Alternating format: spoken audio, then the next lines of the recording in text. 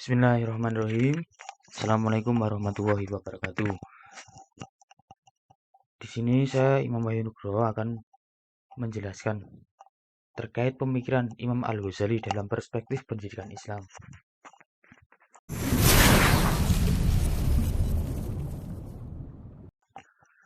Pertama-tama kita akan mengenal sejarah Imam Al-Ghazali. Imam Ghazali sering disebut dengan Abu Hamid bin Muhammad bin Ahmad Al-Ghazali yang lahir di Tus, wilayah Khorasan pada tahun 450 Hijriah atau 1058 Masehi. Ayahnya bekerja sebagai peminta wol yang selalu memintal dan menjual di sekitar kota tersebut. Kalau sekarang ya penjahit seperti itu. Al-Ghazali adalah dua bersaudara. Al-Ghazali mempunyai adik satu, dan ketika ayahnya meninggal dunia, ia berpesan kepada sahabatnya untuk mengasuh kedua putranya tersebut, dan sahabatnya melaksanakan wasiat tersebut hingga akhirnya Al-Ghazali dan saudara laki-lakinya dirawat, disekolahkan, dan diperlakukan dengan baik. Mereka dinasehati agar dapat mencari ilmu dengan sebaik-baiknya. Dalam satu riwayat juga diriwayatkan bahwa ayahnya Al-Ghazali itu menyimpan uang-uangnya hasil jerih payahnya dalam bekerja dalam sebuah kayu yang isinya uang. Dan uang tersebut digunakan oleh sahabat ayahnya untuk menyekolahkan dan merawat Al-Ghazali sehari-hari. Pada umur 20 tahun, Al-Ghazali pergi ke Naisabur untuk memperdalam ilmu fikih dan juga teknologi dengan gurunya bernama Al-Juwaini. Dan kemudian diangkat menjadi asisten gurunya hingga gurunya meninggal dunia.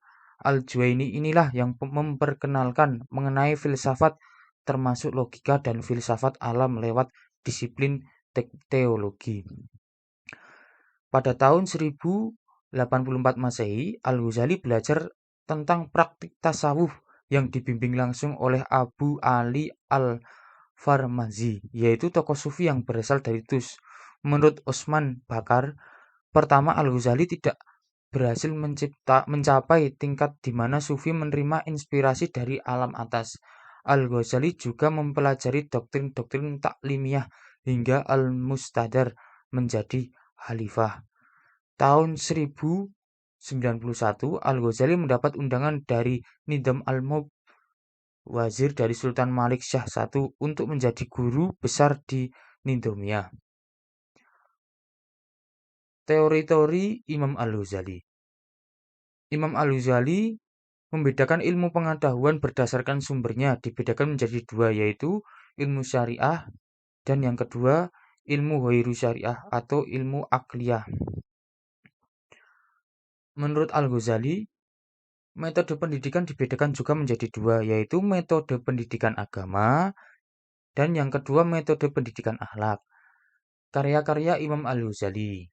Karya-karya Imam Al-Ghazali dalam bidang teologi yaitu ada Al-Mundih min Ad-Dalal Al-Istishad fi I'tiqad Al-Iqtisad fil Iqtisad Al-Risalah Al-Qudsiyah Kitab Arba'in fi Usul Ad-Din Mizan Al-Aman Ad-Durul Al-Fakhiriyah Al-Fakhirah fi Kasyafah Al-Akhirah.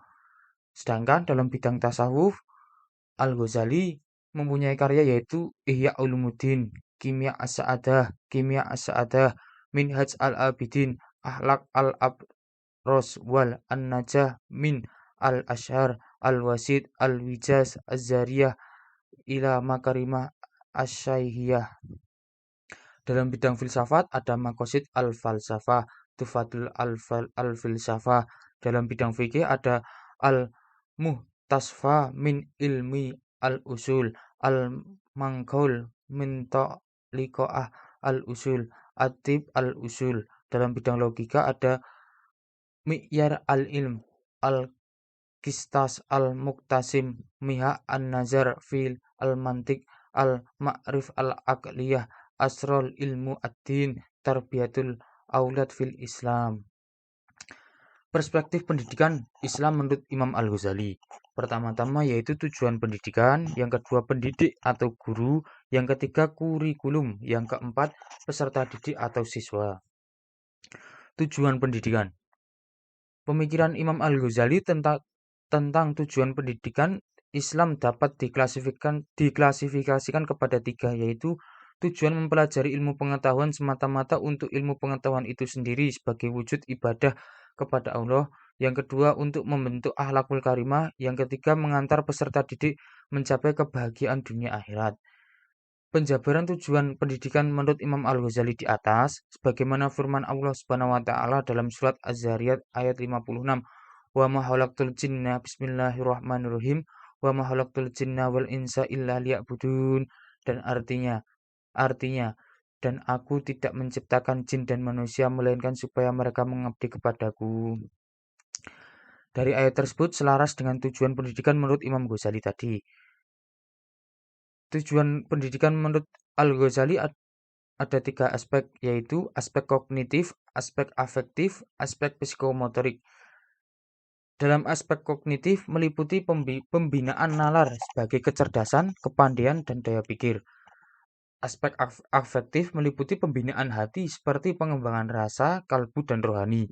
Aspek psikomotorik meliputi pembinaan jasmani seperti kesehatan badan dan keterampilan. Yang kedua, pendidik atau guru. Menurut Al-Ghazali, pendidik merupakan orang-orang yang berusaha membimbing, meningkatkan, menyempurnakan, dan menyucikan hati sehingga menjadi dekat dengan kholiknya. Pendidik yang ideal menurut Imam Ghazali yaitu memiliki kasih sayang, tidak boleh menuntut upah atas jerih payahnya, berfungsi sebagai pengaruh dan penyuluh yang jujur dan benar di hadapan muridnya.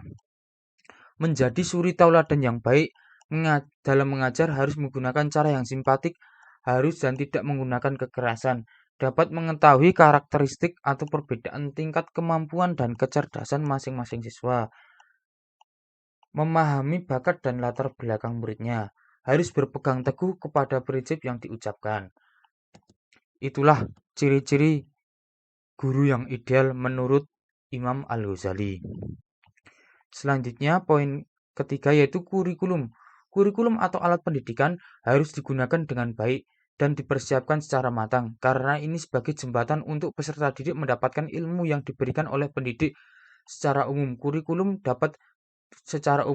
di dalam pendidikan Islam bersifat fungsional yang bertujuan untuk membentuk manusia muslim, paham akan agama dan Sang Pencipta, sanggup bersyukur dengan apa yang Allah berikan, dapat hidup secara sosial di masyarakat, dan mengembangkan kemampuan pada diri sendiri.